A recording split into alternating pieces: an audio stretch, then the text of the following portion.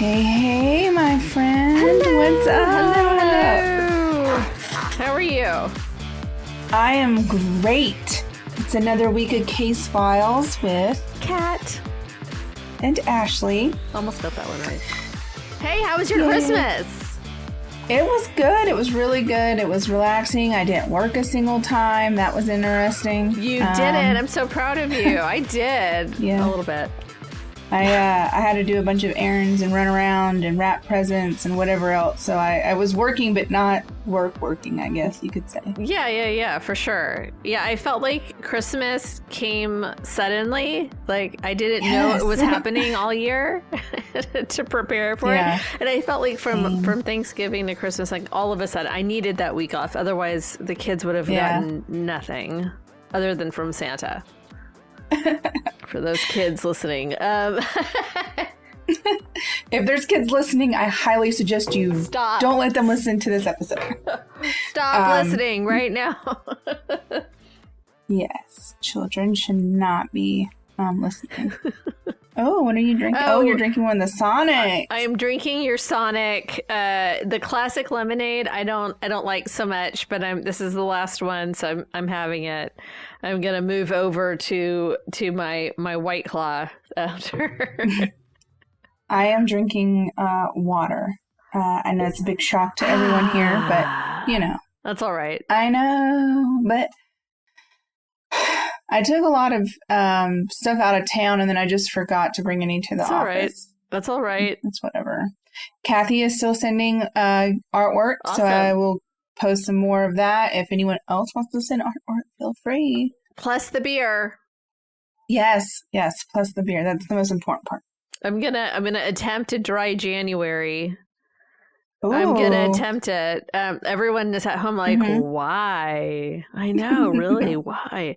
Yeah, it doesn't make any sense. My pain levels have been so bad, and I think it's probably time to explore the surgery again. So in order to do that, my hips need to get stronger, and so I need to get on that track to do that, because right before COVID I had just done 8 weeks of physical therapy to get me ready for surgery, and now that numbers are rising again, I'm like, well, maybe they'll be down in a couple of months, and in the meantime I can get myself in like that kind of shape to get ready. So yay. So yay. So I'm going to kickstart the new year like everybody else, trying to get in shape, and, you know, good luck to all of us. May the odds be ever in our favor. So what have you got for us? Well, the question of the week, we actually had some really good answers. The question of the week is, I've seen this so many places. It's poorly describe your job, or like badly describe what you do as a job. And I always love it because the answers are so hilarious. Well, I'm sure that there are some pretty good answers to that. I don't know. I think mine would be, I make people feel bad enough to give me their money. Aww. How about that? Mine is, I sell possible hopes and dreams to people so they spend money on items they don't really need so other people can get rich. That's fantastic. Oh my God, that's so good. After I just snort in the microphone. That was really good. I didn't do any trivia because I felt like the story is kind of long. So that probably means the story will be like 10 minutes. Okay. And then, 20 minutes of silence. But yeah. So I found this person I'm doing on a list of, like, I was doing research, and it was like the top 10 lesser known serial killers that were actually kind of crazy. And when I was doing research about him, his birthday was December 27th, which is the day I was doing the research. So I kind of felt like it was a sign. It was meant to be. So that's what I'm doing. I'm doing a serial killer. Okay. It's kismet. So, yeah.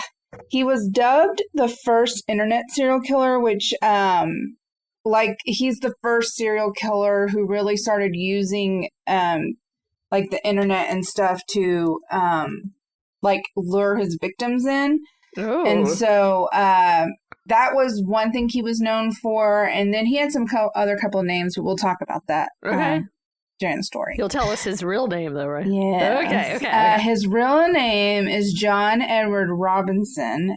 He was born on December 27th, 1943 in Illinois.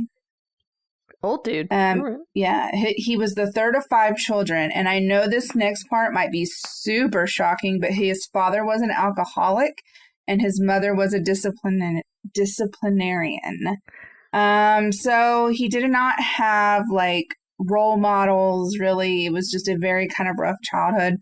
But in 1957, he became an Eagle Scout. He was enrolled in Quigley Preparatory Seminary in Chicago, which was a private boys' school for aspiring priests. Whoa. He wanted, that's kind of the career path he wanted. But he dropped out after 1 year because of disciplinary problems. So didn't last very long. In 1961, he enrolled in Morton Junior College to become a medical I don't know how to say this. Radiologist? No, radiographer? Yeah, radiographer. Sure. Uh-huh. I'm sorry, guys. English is like my 5th language. But he dropped out of that after 2 years. What were the first 4? Huh? What were your first 4? I don't know. Nothing. Gibberish. Okay, sorry. If y'all didn't know, I have a speech impediment. Anyways, so he dropped out of that after 2 years. So he has yet to complete any kind of actual schooling. And in 1964, he moved to Kansas. He married a woman named Nancy Jo Lynch. And I just want to point out here that as I tell this story, just as a reminder, they are married the entire time. Oh. So, okay. Because as I tell the story, it doesn't really mention her, but they are married the whole time. So, wow. Him and Nancy together, they had their first child in 1965 named John Jr. They had a daughter in 1967 named Kimberly, and then a set of twins named Christopher and Christine in 1971. So total, they had 4 children together. Obviously, by all accounts, he sounds like an upstanding citizen. He's fairly normal. He's an ideal family man. He was really big in his community. He was like a pillar in the community. He coached all 4 of his children's sports teams. Whoa. He was a Sunday school teacher. He volunteered as a scoutmaster. Like, he was just your average next door neighbor, father of the year wow. type guy. Wow. But it turned out that he was a master manipulator, and he quickly became known as a con man, an embezzler. He was charged with kidnapping and forgery, which we'll talk about. Yes, Kevin, yes. In 1969, John was arrested in Kansas City for embezzling $33,000 from the medical practice of Dr. Wallace Graham. John had forged documentation and credentials to get this job. So once convicted, he was sentenced to 3 years probation. But in 1970, he violated said probation by moving to Chicago without his probation officer's permission. Like, he didn't tell them he was moving. So there he gained a job as an insurance salesman at the R.V. Jones Company. In 1971, he was again arrested for embezzling funds from this firm and was ordered to go back to Kansas City, where his probation was extended. He wasn't arrested. His probation was just extended. So in 1975, it was extended again because he was arrested again on charges of security fraud and mail fraud in connection with the phony medical consulting company that he had created himself in Kansas City. You know, like, so he's just this is why I'm flabbergasted by all of this. So he keeps committing crimes, and rather than being arrested or facing any kind of like jail time or anything, they are basically saying like, oh, You're fine. Just a slap on the wrist. You're just going to have to check in with your parole officer a little bit longer. And this was in the late 60s? This was in the 70s now. 70s now. Okay, it so the started first one in the is 69. And then, okay. Yeah. This started in the 60s, yeah. So, again, he had formed this fake medical consulting company. He was arrested, but all they did was extend his probation. During all of this, though, he was still acting as the upstanding citizen. He was still coaching. He was volunteering. Yes, he was still volunteering all the time at a local organization. Yeah. He was still a scoutmaster. He was? He was still married. I'm just saying, like, it's like everyone was just ignoring all of these red flags. I mean, I'm sure he wasn't like broadcasting his arrest, right? But like his wife knew, and but I don't know who else knew. I don't know if anyone else knew. You know what I'm saying? Like, I know his wife knew he had been arrested, but I don't know if anyone else did. But yeah, this whole time he was still, just out in the community. And then so in 19... Just embezzling, doing some kidnapping, just casual, everyday Sunday stuff. Praise Jesus. Yeah. In 1977, he was named to the board of directors of a local charitable organization where he forged letters from its executive director to the mayor of Kansas City, and then from the mayor to civic leaders, naming him the organization's Man of the Year. What? And then, if that wasn't good enough, under this ruse of the organization naming him Man of the Year, he literally hosted his own awards luncheon in his own honor. Like, he created an awards luncheon for this organization so that they could then honor him with Man of the Year, even though he literally just gave himself that own title. Oh my God. So, Kat, I don't know what you're doing at your business, but you need to step it up some. I'm doing it all wrong is apparently what's happening. From the beginning, you've been doing it all wrong. You should already have won several awards that you have given yourself. And this is just he just back to back. Like, there are no breaks in any of these crimes, by the way. So 1979, his probation ends for the embezzlement charges. But then he's arrested again for more embezzlement and check forgery. He's white, I'm assuming, right? Yeah. Because I'm just come on, man. Come on. How many? But this time he did serve 60 days in jail, and that was in 1982. After his release, he formed a fake hydroponics business. What? In which he stole $25,000 from a friend to whom he promised a fast investment return so the friend could then pay his dying wife's health care. So his friend has a dying wife. She's very sick. He tells this friend, hey, give me $25,000 for my business. I will turn around quick and give it back to you so you can pay for her medical care. Is that not the most fucked up thing? Like, oh my God.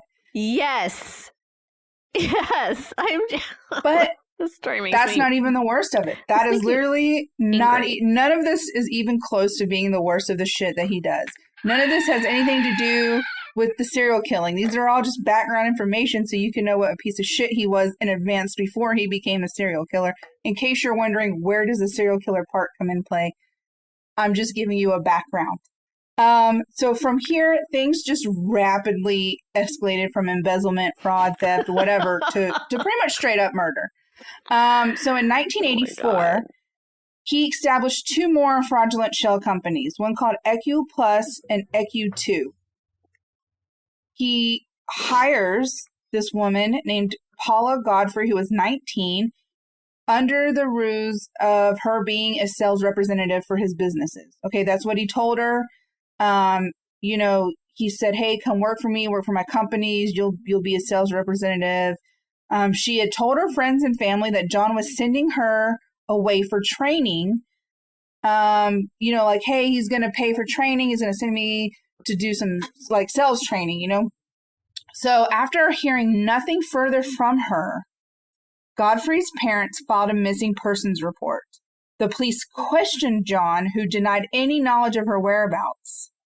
Several days later, her parents received a typewritten letter with Godfrey's signature at the bottom, thanking John for his help and asserting that she was okay and did not want to see her family. The investigation was then terminated as Godfrey was of legal age and there was no evidence of any wrongdoing. So basically the police like, we can't do anything. She's an adult. Like, she left on her own free will. Here's a letter saying she's fine. She just doesn't want to talk to you. To this day, no trace of her has ever been found. Oh, so my basically God. no body, no, crime. That was 1984. 1985. Using the name John Osborne, he meets a lady named Lisa Stetzy and her 4-month-old daughter named Tiffany. They were at a women's shelter in Kansas City. So he goes to this women's shelter. He is presenting himself as someone who is willing to give women a chance to better themselves, to work at his company, to make a living so that they can get out of their situations. He was volunteering there, and that was kind of like how he was presenting himself. You look like you have something you want to say. That was his volunteer work, was at the domestic violence shelter? That wasn't his only volunteer work. That's just where he was for this particular part of the story that I'm about to tell. Okay. So he promised Lisa a job in Chicago. He promised her an apartment. He promised her daycare for her baby Tiffany. And she was like, yeah, that sounds amazing.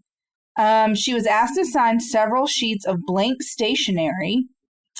What? Yeah.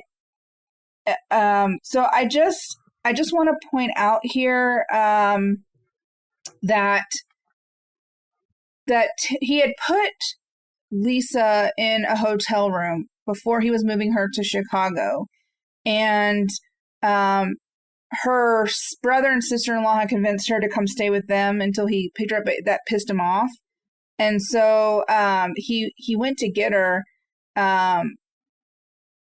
But basically the sister-in-law was trying to convince her, don't go. This sounds too good to be true. This is very weird. How much do you know about this man? Yeah. You don't know anything about him. She said as soon as Lisa got in the car, she pretty much knew that was the last time that she was ever gonna see her, because she knew that this man was dangerous, but Lisa wouldn't listen to her. Because she was in her mind, she was like, this is gonna give me money, this is gonna be independence, this is gonna be my own apartment. So no, I mean, not really a fault to her, right? Like, she was just trying to better herself, but unfortunately she met the wrong man. And so anyways, a few days later, after signing these sheets of blank stationery, a few days later, John contacts his brother and sister-in-law, who had been unable to adopt a baby through traditional channels, and informed them that he knew of a baby whose mother had committed suicide. For $5,500 in legal fees, Don and Helen Robinson, which was his brother and sister-in-law, received Tiffany, whose identity was confirmed by DNA testing in 2000, and a set of authentic appearing adoption papers with the forged signatures of 2 lawyers and a judge. Oh my God. Lisa was never heard from again, and her remains have not been found. The little girl did not learn about the truth for 15 years, and there's this amazing, very in-depth ABC News article, and I'm sure they did like an actual segment on her, but it's this article that interviews her about all of this. I'll put the link in the show notes so you guys can look it up. It's called For 15 Years, He Was Just Uncle John Until She Learned He Was a Serial Killer Who Had Murdered Her Mother. Oh my gosh. That's the full title. Wow. It was published in October of 2019. But Tiffany had grown up as Heather Robinson, like they had named her Heather, so she didn't know her name was Tiffany. She thought John was her uncle. She thought these people were her parents. She didn't know about any of this. She didn't know her mother had been murdered. In an interview, she was quoted saying, "I want to find out where she is. I want to know who she is," Heather Robinson said. She was a scared, abused 19-year-old girl with a newborn, desperate to keep her child and be a mother. That was the whole reason John got her. I know I will. I know I'll find her. Like I said, she still hasn't been found. How did she find out that she wasn't the daughter of? Because when the news came out about John being arrested, For something later else? on, like when he gets arrested for all of this, the brother and sister start freaking out, saying, "Oh my God, I can't believe he did this to us. I can't believe he faked these adoption papers. We're going to be arrested. Our whole lives are ruined. They're going to take her away from," like freaking out because they thought that the police were going to think they were in on this scam. Oh my which, God. to be fair, your brother who's not an adoption agency, shows up and says, for $5,500, I've got a kid whose mother committed suicide. I mean, you had to know something was up. But they were freaking out because, again, they thought that they were going to be in trouble. And so that's when she realized that she was the girl or belonged to the mother that had been murdered. Oh my gosh, that is so devastating. I feel so bad for her. I hope she finds her mom. The ABC News article and interview is really, really good about her. Like it's all about her. And talking about her experience through it. It doesn't really talk about him. It talks about her experience. So I highly recommend, if you're interested at all, to look it up. So that was 1985. In 1987, Catherine, this is the weirdest name I've seen, Clampett. Okay. Mm-hmm. Anyways, she was 27. Interesting. I'm not making fun of her. I'm just saying it's a strange name, so I don't know how to pronounce it. It looks like Clampett. Okay. Clampett. Clampett. Yeah, Clampitt. Mm-hmm. So she had a child also, but she left her child with her parents in Wichita Falls, Texas, and moved to Kansas City on the ruse that she was going to be hired for one of these companies. Oh. She was hired by John. He reportedly promised her extensive travel so she could go back and see her family and her kids and whatever, and a new wardrobe. She vanished in June of that year, which was 1987. Her missing case persons remains open. To this day, it's still open. Wow. So from 1987 to 1993, John was incarcerated, first in Kansas from 87 to 91, on multiple fraud convictions, and thereafter in Missouri for another fraud conviction and a parole violation. These were just for frauds. They had not realized about the baby yet. They hadn't realized about the murders. This is all just for fraud that he happened to be arrested for. So at Western Missouri Correctional Facility, he met 49-year-old Beverly Bonner. She was the prison librarian who, upon his release, left her husband, who was the prison doctor, and moved to Kansas to work for him.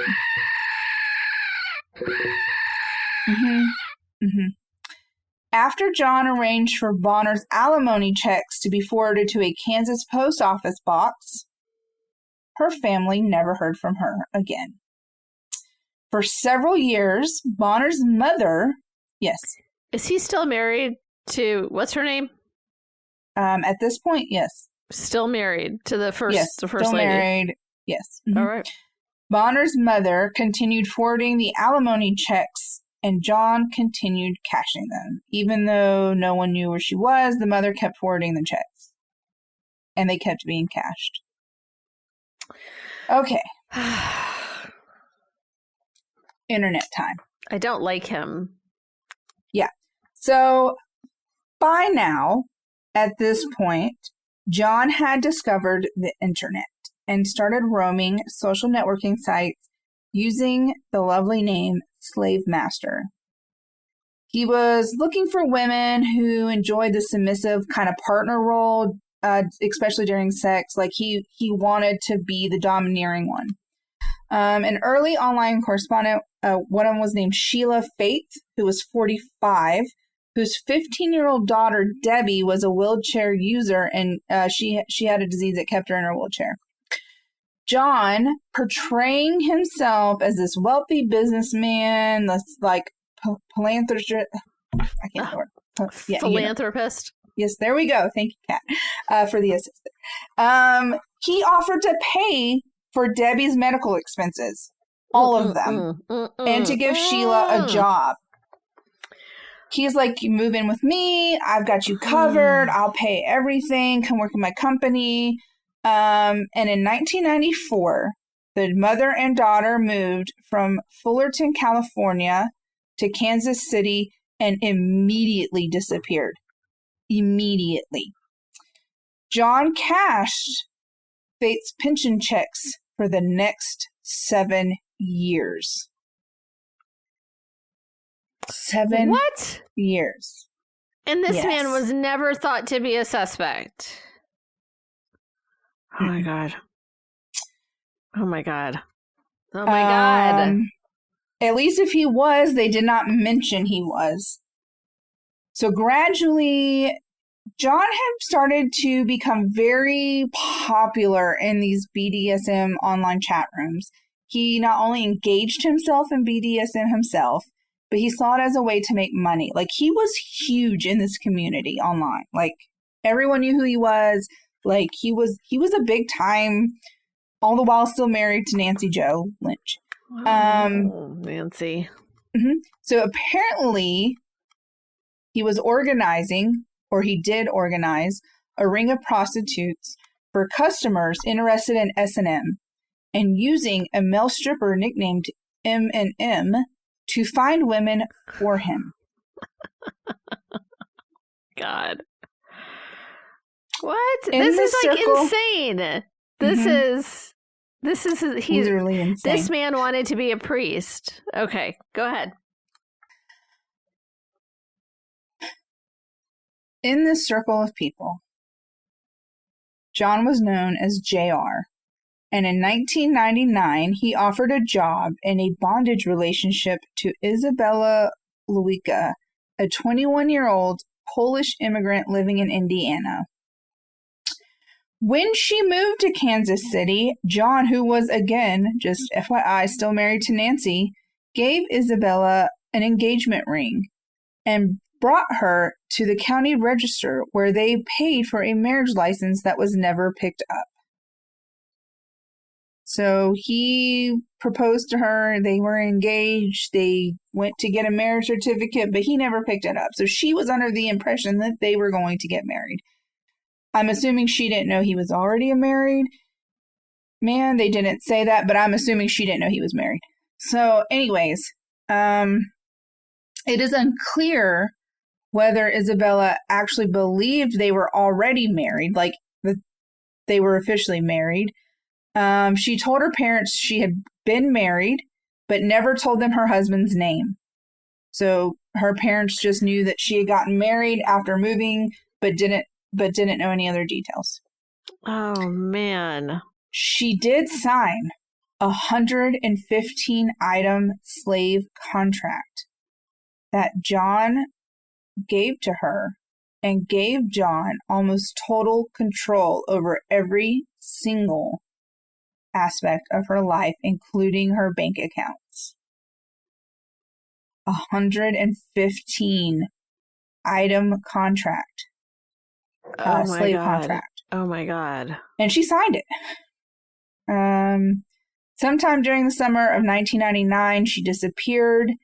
John told a web designer he employed that she had been caught smoking marijuana and had been deported. So he did, by the way, have other employees that he was not killing. But his particular web designer asked where she was, and he said she had been caught smoking weed and been arrested and deported. Around the time... Seems likely. Around the time of Isabella's disappearance, a licensed practical nurse named Suzette Truton moved from Michigan to Kansas to travel the world with John as his submissive sex slave. Okay. I don't know where the wife is during all of this, but they are together. I just like to keep pointing out that he is definitely married at this time. Suzette's mother received several typed letters signed by her daughter and supposedly mailed while the couple was abroad, even though the envelopes all had Kansas City postmarks. but the letters claimed they were overseas.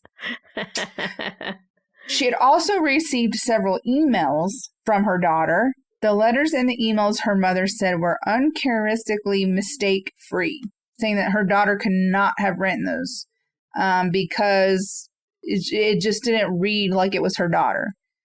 They were very proper. There was nothing like Hello, they were too mother. good. Yeah. Later, John told... I hope this finds you and yours doing well. It's all super proper. But so... Well, okay, just like no mistakes, nothing, yeah. So, but he didn't even think... He was so emboldened at this point, having not really served any time or been really... He's gotten away so far. He's now saying, we're out of the country, but I'm going to mail the letter from Kansas. And like he now just doesn't even care. He's just not very smart. Sloppy. Yeah. He's sloppy. And I think I think they're all a little sloppy at a certain point. They can't keep it up. You can't keep it up. So, where was I? Okay. So John told Suzette's mother that she had run off with an acquaintance after stealing money from him, and he hadn't heard from her since. And that was that. He didn't have any other information for her. So over time, John keeps becoming increasingly careless. Just one thing after another. And his ability to avoid detection is rapidly declining at this point. By 1999, he had attracted... Yes. This is like a pattern, though, for most serial killers. Am I right? Like, I feel like they all start to get a little bit sloppier as they do it longer. Sure. Yeah. Yeah. Okay. Sorry, go ahead. No. So around this time, around 1999, he had attracted the attention of authorities in both Kansas and Missouri as his name had come up in more and more missing person investigations. Every time, like, one of these women were reported missing, they all had the same story. A man named John from Kansas hired them to go work for his company, and then we never heard from him again. And finally, the police were like, oh, this sounds suspicious, after like the 15th one or whatever. So he was officially arrested in June of 2000 at his farm in Kansas after a woman filed a sexual battery complaint against him, and another woman had charged him with stealing her sex toys.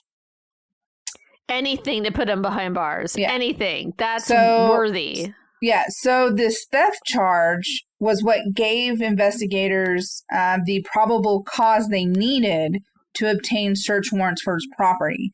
Because prior to that, they didn't really have any reason to have a search warrant to search his property. They couldn't prove that he had done anything other than hired these women and they went missing, but they were all adults. They could have legitimately gone missing or whatever. They didn't have probable cause, right? So, okay. Yeah. So this theft charge by the woman who claimed he stole her sex toys, and the woman who he had sexually battered. So he had attacked her, and he basically just left her. He didn't kill her. He just attacked her. And so she was able to identify him. And then, of course, at the same time, the other woman. So anyways, they get the search warrants, and on the farm, a task force found... Guys, it gets really gross from here, so just trigger warning. On the farm, a task force found the decaying bodies of two women, later identified as Isabella and as Suzette, both of the ones that were like the sex slaves. Oh. In two 85-pound drums full of chemicals. Across the state line in Missouri, other members of task force were searching a storage facility where John had rented two garages. In these garages, they found 3 similar drums with bodies and chemicals.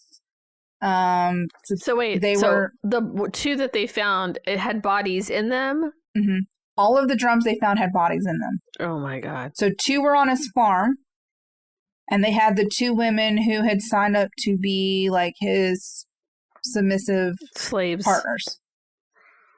The 3 that they found in the storage facility in Missouri was that of the woman and her daughter, the one that had the 15-year-old daughter that was disabled, and another one of his victims. All 5 women were killed in the exact same way by different blunt force trauma to the head. Police found torture devices in addition to the human remains on the property. I don't know how else to describe this. If you are familiar with the story I did on the toy box killer, where he had that whole shed full of torture devices, this was almost identical. He had all kinds of things lined up, all different kinds of objects. It was a torture space. But the bodies were so decomposed that, I mean, do we know if he did that while they were alive or while they were dead? Oh, he definitely tortured them while they were alive. Oh my God. Their means of death was they could not determine all of their injuries, other than they did die from blunt force trauma to the head. However, there were pictures, which I'll talk about later, that showed them that he was torturing them. Okay, so the police found torture devices. They found the human remains. There was evidence that he had sexually tortured and raped every single one of his victims before killing them. The police also found belongings to the victims. They found sheets of paper with their signatures, which he had used for forgery, and like where he wrote letters to the parents saying "I'm fine," or where he signed stuff to get their checks or whatever, or into their bank accounts. So they found a bunch of those signatures, and then they found just like other small items that belonged to victims. In his storage units in Missouri, they found, countless pieces of evidence naming the victims, because he wrote down their names. He had their signatures, oh my gosh. To forge their documents and stuff.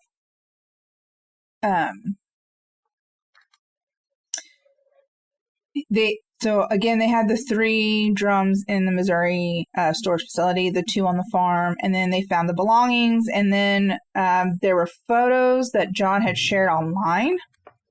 They found photos that he had shared in some communities, where he basically was playing it off as, oh, this is S&M. Police were able to identify victims who were pictured, bound, and gagged. However, not all of his victims' bodies were found. So, oh my gosh. Only 5 bodies were ever found. John confessed to only 8 murders, but the police believe that number is much higher based on the evidence they found in the storage facility and on the farm. They say there's no way it's only 8 women. But they couldn't find any more bodies, and he wasn't talking. He would not admit to anything. The only reason he admitted to the 8 is because they literally found undenying evidence of the 8 he confessed to. Again, they only found 5 of the bodies. He would not tell them where the other 3 bodies were. So in 2002, John stood trial in Kansas for the murders of 3 of the women and multiple lesser charges. After the longest criminal trial in Kansas history, he was convicted on all counts. He received the death sentence for the murders of Suzette and Isabella and life imprisonment for Lisa, for the Lisa murder, because she was killed before Kansas had reinstated the death penalty. So he received a 5 to 20. He received a 5 to 20 year prison sentence for interfering with the parental custody of Lisa's baby, 20 and a half years for kidnapping the baby, and then 7 months for theft. So he's in prison for life. After his Kansas convictions, John faced murder charges in Missouri based on the evidence discovered in that state, because his farm was in Kansas. His storage units were in Missouri. So he was being charged in 2 different states. So Missouri is aggressive in its pursuit of capital punishment convictions, and John's attorneys wanted to avoid a trial there. Chris Koster, the Missouri prosecutor, insisted as a condition of any plea bargain that John would lead authorities to the bodies of the 3 missing women. John, who has never in any way assisted with investigators. He's never helped them. He's never been, he's never made it easy. He's never really cooperated in any kind of way, and he refused. But Chris Koster still faced pressure to make a deal because his case was not technically airtight, and there were other issues. There was no set evidence that any of the murders had actually been committed in Missouri, and so the deal was Missouri was harder. And they would definitely have given him the death penalty, whereas Kansas may not have. And so that's why his attorneys were trying to get the trial moved to Kansas and not Missouri. But John, on the other hand, faced pressure to plead guilty to avoid the death sentence in Missouri, and failing that, yet another capital murder trial back in Kansas. Either way, he was going to be fucked. So when it became clear, with "you're fucked." Yeah. When it became clear that the women's remains would never be found without John's help, a compromise was kind of reached. It was a carefully scripted plea deal in October of 2003. In exchange for not getting the death sentence, there was hope that John would reveal the location of the remains of the other 3 women that had not been found, including Lisa, which he admitted to all of those murders. He was given that plea deal, but he never, ever gave the information to uphold his end of the plea deal. So, in November 2015, the Kansas Supreme Court vacated the murder convictions on technicalities, but upheld, they overturned the murder conviction of Lisa and one of the other victims on technicalities. However, they did uphold the Isabella conviction and its accompanying death sentence, so he was still sentenced to death. The ruling marked the first time that the Kansas's highest court was upheld or has upheld a death sentence since reinstatement of capital punishment there in 1994. So his trial was the longest trial in history there, and it was the first time that the Kansas highest court upheld a death sentence after reinstating it. So John is now, in today's time, is now 75, and he's still on death row in Kansas. He is still appealing his death sentence. Is he really? He is appealing it every chance he gets. You run out of attempts. You have to, right? So, mind you, all of the murders happened from the 60s to the 80s or whatever. I guess. And it wasn't until 2005 that Nancy filed for divorce after 41 years of marriage, citing incompatibility and differences.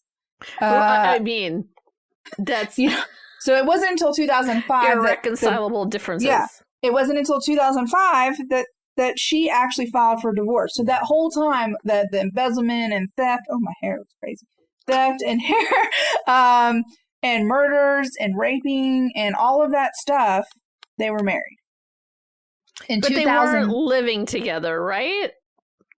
Mm-hmm. They were? Mm-hmm. As far as I know, they never stated that they were not living together in any of the research I read. They never said they were separated. They never said. There was a lot of questions in court about how much she knew, how much she was overlooking, if she helped him with some of the work. They didn't know how involved she was because they were very married. But he was also very abusive, and so he wasn't abusive to her. But he was a manipulator. He was in manipulation is abuse. Yeah. Well, manipulation is a form of abuse. Physically, he wasn't torturing her like he was torturing. You know what I mean? He didn't have her. He didn't treat her like a submissive slave. He didn't physically abuse her. her abuse would have all have been like emotional and mental. That's a lot. That don't not to discount that kind of abuse. Well, I'm not discounting that. You know what I'm saying though? Like he did not treat her the way he treated the victims is all I'm saying. Yeah. So they didn't know how much she was involved, but she never got convicted of anything because, you know, they couldn't say she did anything other than that she was married to him. So in 2006, Lisa's daughter, again known by her fake adoption name, Heather Robinson, she filed a civil suit against the Truman Medical Center in Kansas City and a social worker named Karen Gaddis. The suit accused Karen of putting Karen of putting John Robinson in contact with Lisa and her newborn daughter in 1984 after he told Karen that he ran a charitable organization providing assistance to unwed mothers of white babies. So in his charitable life, he contacted this social worker named Karen. He said, hey, I've got this, I run this organization. It's for unwed mothers, specifically of white babies, apparently. And she's like, you know what? I know someone. And that's how he found the women's shelter. And that's how he found Lisa. So in 2007, Heather and the hospital reached a settlement for an undisclosed amount of money, which Heather said she would split with her biological grandmother, Patricia Sylvester. She won a second judgment in 2007, preventing John from profiting from any potential book sales, TV episodes, or film rights. Yes. And because he has been featured in several different shows on A&E. They did a Criminal Minds episode on him. There's been a lot of different episodes on TV and books. There's a lot of books about him. And then the interviews with ABC News. There's a really, really good Vanity Fair one. So she prevented him from making any money off any of those things, which I hadn't heard from before, but that is awesome. Mm-hmm. So Kansas and Missouri police note that long stretches of John Robinson's time, remains unaccounted for, and that they fear that during that time that's unaccounted for, who knows what he did. They don't know how many victims he could have killed. They don't know how many women he could have met. So they really have no idea how many women he actually killed.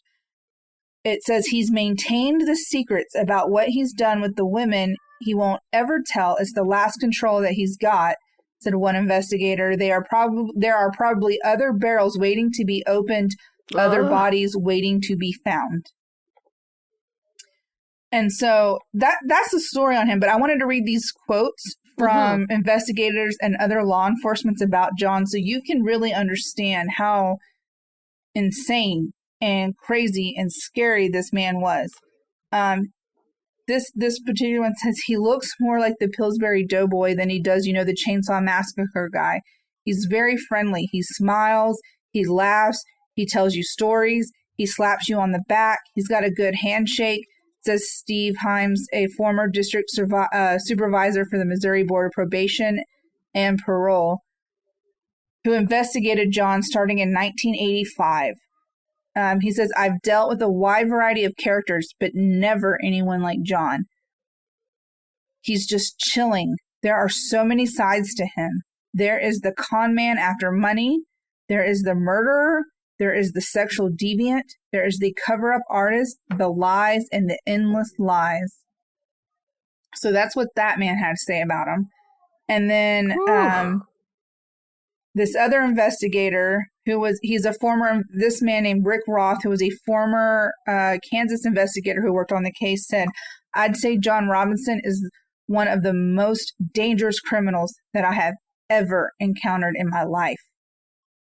And then when I told the story about Lisa with her baby and the sister-in-law, she said when she put Lisa in the car, the reason she knew that was the last time she would see her is because John was just scary. He was a scary man, and she knew it wasn't right. So investigators who have seen criminals day in and day out and dealt with all kinds of stuff all describe him as being one of the most dangerous, scariest, most manipulative serial killer they had ever come in contact with. And so that's saying a lot. That is my story on John Robinson, the serial killer, aka the internet serial killer, the S&M serial killer. He has several different names that he went by throughout his killing spree. So there are so many things about this story that I hate, but what great job telling it. I just really hate that he got to commit crime after crime after crime and never really serve any punishment.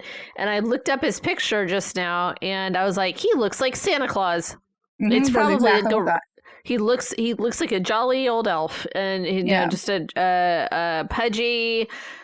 His eyes seem nice. I mean, I don't know. Like if I looked at his picture, I'm like, that guy looks like a nice guy. Well, and that's what they're saying. You know, he was the church leader. He was on the board of directors of local nonprofits. He was a scoutmaster. He was all of these things. He was coaching little league sports teams. Like he looks like that kind of guy. He wasn't your typical serial killer who's kind of a loner, who like keeps to themselves. Like he was as friendly as you could be and as involved as you could be in his community. And he was so manipulative that woman after woman after woman believed the line he would sell them. And he seemed nice enough. He was so good that he could convince women in other states to give up their whole lives and move them and their children for him so they could work at his company. Like that is, I imagine, I don't have children, but I don't even like moving myself from the same city I live in. Like, I don't want to move to the next room. So I don't know what kind of things he was saying to these women, but you have to think of how much of a smooth talker, how much of a manipulator he would have had to be to convince these women that he had never met to move away from their families, to uproot their children, and to move to Kansas to work at this company they knew nothing about. I mean, that's crazy. To be that good at it is scary. So he had a woman leave her husband, doctor husband. Leave her husband? For an inmate. He had a woman leave her child behind.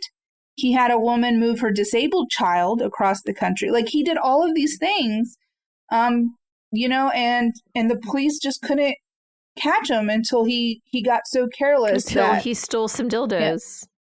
Yeah, exactly. Until he got so careless.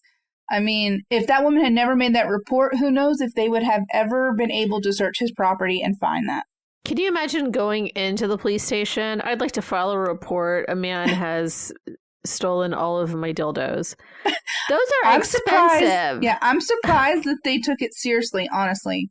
But I think they kind of already suspected him at that point, and so that was just all they needed to hear. Perfect. Like, that's what we needed. We needed vibrators. Thank you. We needed that. Yeah.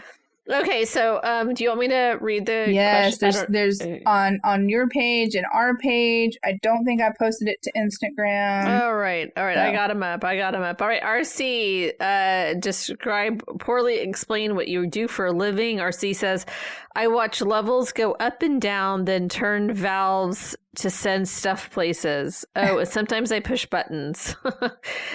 Bill says, I make sugar water, boil it, then chill it, then drink it. Oh, he is the head brewer at Six Wards. He used to be at Texas Beer Refinery, but he brews beers with all kinds of breweries around Houston. Oh, awesome!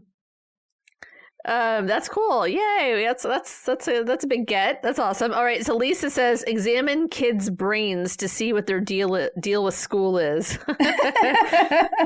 Catherine says, I'm not sure how to describe my job poorly, so someone did it for her. And said, you convince people to spend a small amount of money for a huge ROI for their lives. So that's what she got. Jesse says, I body slam people's spines to make them feel better and touch a lot of butts, but only consensually because consent is sexy. Robin says, I babysit grown men while moving expensive objects from one place to the other. Dallas says, I put obscene birdhouses on top of palm trees. Is that true? And there's a picture. Awesome.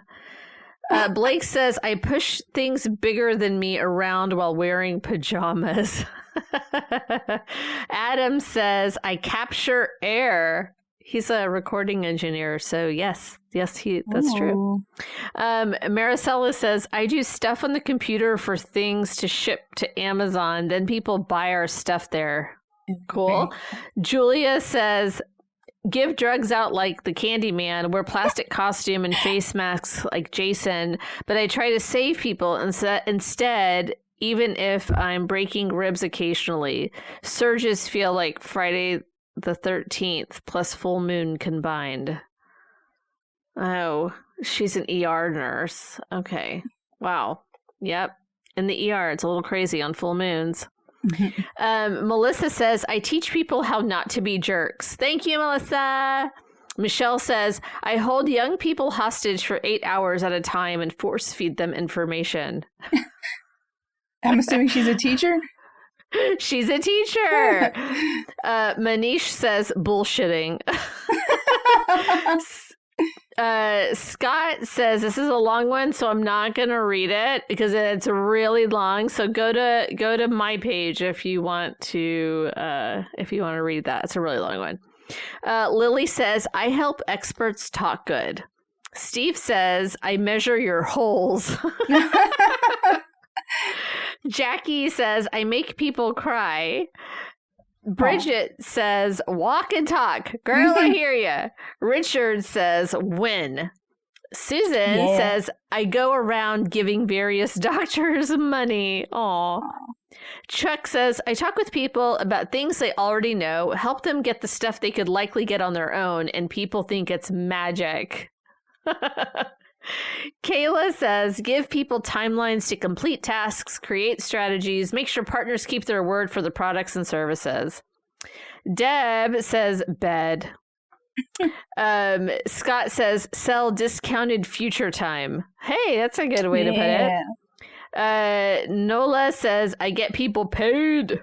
Yeah. Jason says, I make business owners realize that their babies are ugly. Then I prescribe and execute the plan to beautify them. Amen. Not their babies, but their babies. Is it pie? Is that how you pronounce it? Pie. I hear people bitterly complain about their own stupid money mistakes. Amy says, I don't know what your job is, but it's awesome.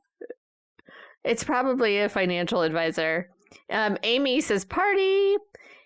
Michelle says, I force people to say what I want them to say and go where I want them to go. Basically, I play God. She's a director. She's a film director.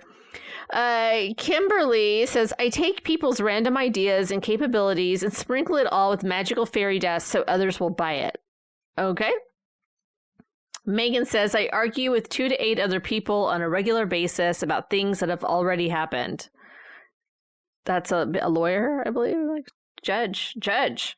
Mandy Farrar, there's like cereal. She says there's like cereal and books involved, but only like sometimes, and a lot of sticky fingers, but that's most of the time, and spoons flushed, and there's also labor-intensive struggle for my will to live, but the tickles take care of that. Hold on. A lot of back talk from the female. Being a mom. Lachelle says, convince people to support the lesser of two evils. Steve says, I travel from market to market to ask people to buy my canned distractions from life. Is that beer? I'm assuming. I don't know, but that sounds awesome. It sounds like beer. Ariel says, I keep middle schoolers from hurting themselves and each other. Verge says, I talk to people about removing a parasite from their uterus. Sam Alexander, I work with people who feel compelled to jump up and touch tag every door frame they pass through. And I am also a lost pencil replacer and a forensic handwriting detective. Teacher. Oh, that's a good description. I babysit, Lizlo says, I babysit grown-ass men, hold their hands and tell them what to do and when to do it. Patrick says, I make people that don't exist. Oh, that's interesting. He's an actor. Marshall, I watch people. I don't know what you do, Marshall. And then he says, I think write it down and make sure other folks do it right. Okay, John says, I'm in sales, high-speed aluminum tubing. He's a pilot. Stephanie says, I predict and write conversations between people and robots. Whoa. And Achilles says, I explain brains so people can get jobs. Oh, that's interesting. Oh, yeah. Oh my, these are some pretty interesting little nuggets. Oh. Thanks, everybody. Speaking of interesting nuggets, I don't know if you saw the pictures I sent you, but I did post them on our Facebook page and our Instagram page. So Spotify does a 2021 wrap up. You know, I think most people get like their top songs or whatever from 2021, but they did that for podcasts this year. And so our numbers were so good. We had in 2021, we had 1,633 listeners on Spotify. This is just Spotify numbers. Awesome. I don't have all the other ones. We gained 222 followers. Yeah. It says your show made some new friends in new places. You got your first streams in 2 new countries. So for the first time, we had listeners in Chile and Japan. Hey, everybody. Our number of followers went up 95%. Our number of listeners went up 32%. And the number of hours people listened went up 7%. Hey! 10 of our fans, I don't know who you guys are, but you listen to us more than any other podcast. Awesome. 31% of fans listen between 11 a.m. and 5 p.m., which is the most popular time, making us high on their to-do list. Mm-hmm. We released 2,406 minutes of content across 37 episodes. So I just wanted to let you guys know we love you guys. Thank you so much for that. There was 4,052 streams. This is all on Spotify again, so I've got to go and look. So thank you. We love you. Thank you for making another great season of 2021, another great season of Case Files. We appreciate you so much. And seeing those numbers, I'm like, there's so many other podcast platforms. That's just one platform, and that just blows my mind. iTunes is our most popular platform, so if these numbers are from Spotify, I can't imagine what's on iTunes. And I would also like to say, I know I have lots of information today. We got another voicemail from Janet, so we'll add that in to the episode as you'll hear it. We'll add it when we do the editing. Yes. We'll add it right here. I don't know if my last message went through, so here it is again, and you can edit it if you need to. It's Janet Cohn. I'm just finished listening to Kat's most recent episode, and I hope that the BBI can find those missing girls and bring them back home. That's just such a heartbreak, but good for that mom being an advocate and so aggressive in her work there. And then I also want to go back to Ashley's story about the Sally house. I would go with you guys into that house. As scared as I am to watch horror movies, I would still go. I might have to, wear something in case I pee my pants, but I would go. I would totally go on a trip like that. So if one of you brave souls want to go, let's book it, and I'll go with you. All right. Love the show. Bye. Okay, that was so awesome. Thank you, Janet. And if you guys want to leave us a voicemail, do it on our website, Case Files with Kat, our website is just katandashley.com. Wow, I almost fucked that up. Our website is just Kat and Ashley. You can leave voicemails, reviews, whatever you want to do. You can write us, email us, whatever. And as we end this, because by the time you hear us again, it'll be a new year. Yes. So we're about to end a pretty shitty year for a lot of people.